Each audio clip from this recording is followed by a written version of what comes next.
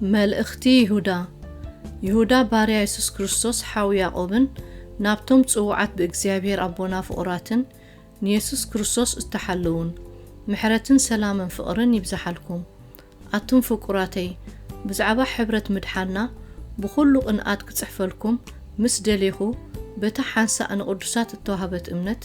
كتقادلو تصحيفة مخرجكم ناي قد خونني قال سبات كاب قدم نزفر دئزي تتصحفو فرهات أملاخ زيبلوم نتتصقى أملاخنا نابرخص زيلوطوو نتحاد بينو جزاءن قويتانا نيسوس كريستوس زيخدوو سلوخ إلوم أتيومكم اللو جناخ حاد جزء أقوى نخلو فريتكم وخنسكم سي قويتان هزبو خام مدر قبت أدحينو دحار نتوم زي آمنو خمزت فوم كذكركم إدل اللخو نتوم سفرهم زحادقو أمبر معارقوم زي حلو ملأخت أقوى بنايزل آلم مقاوح دقا تحت سألمات نتفرد تعباي معلتي عقيروهم اللو كمون سودومون قمران اتناب كبابي انزنبرا ختماتاتهم بمقدوم زمنزرا دد حرس قواقواناون زسعبا بتزوردن قصعات نايزل آلم حاوي نمسكح خوينن اللوا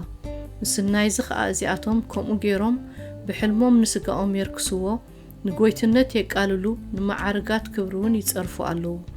ميكائيل اتليك أملاأختقنا بزعبا سقا موسى مس ديابلوس انات خاراخره مستماغوته እግዚአብሔር ይግናሕ ካደ አበሉ እምበር ፍርድ ጸርፍ ክዛረብ አይደፈረን እዚአቶም ግና ነቲ ዘይፈልጥዎ ይጻረፍዎ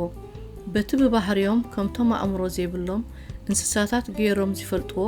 ብኡ ነታ ርእሶም የጥፍእዎ ኣለዉ ብመገዲ ቃኤል ስለዝኸዱ ምእንቲ ዓስቢ ብስሕተት ባልዓም ጸደፉ ብዕልወት ቆራ ኸኣ ጠፊኦም እዮም እሞ ወይሎም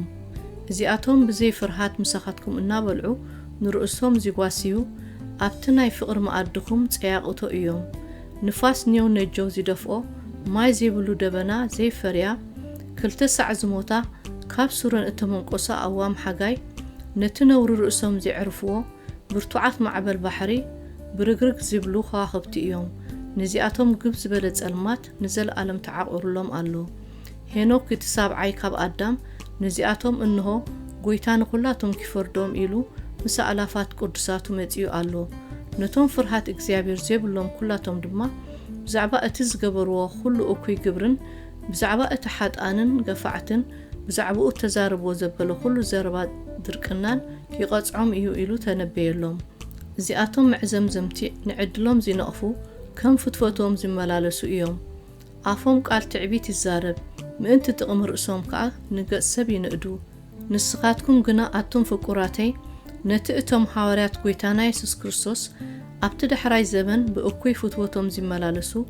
መላቅጽቲ ክትንስኡ እዮም ኢሎም ቅድም ዝነገርኩም ቃላት ዘክርዎ እዚኣቶም ምፍልላይ ዘምጽኡ መንፈስ ዘይብሎም ስጋውያን እዮም ንስኻትኩም ግና ኣቶም ፍቁራተይ በታ ካብ ኩሉ እተቀደሰት እምነትኩም ንርእስኩም እናሃነጽኩም ብመንፈስ ቅዱስ ውን እናጸለይኩም ነቲ ናብ ህይወት ዘለዓለም ዝብጽሕ ምሕረት ጎይታና ኢየሱስ ክርስቶስ እናተጸበኹም ሲ ንርእስኩም ብፍቅር ኣምላኽ ሓልውዋ ንገሊኦም ነቶም ዝጠራጠሩ ኣረድእዎም ንገሊኦም ካብ ሓዊ መንጢልኩም ኣናግፍዎም ንገሊኦም ድማ ነቲ ብስጋ ዝረኸሰ ክዳን እኳ እናጸላእኩም ብፍርሃት ደንግጹሎም ነቲ ካብ ውድቀት ዘበለ ክሕልወኩም ብሓጎስ ውን ብዘይነውሪ ኣብ ቅድሚ ክብሩ ከቕሞኩም ዝከኣሎ ነቲ ብኢየሱስ ክርስቶስ ጎይታና በይኑ መድሓኒና ዝኾነ ኣምላኽ ቅድሚ ኩሉ ዘመናትን ሕጅን نخلو زل عالم كبري قرما حيل سلطان يخنو آمين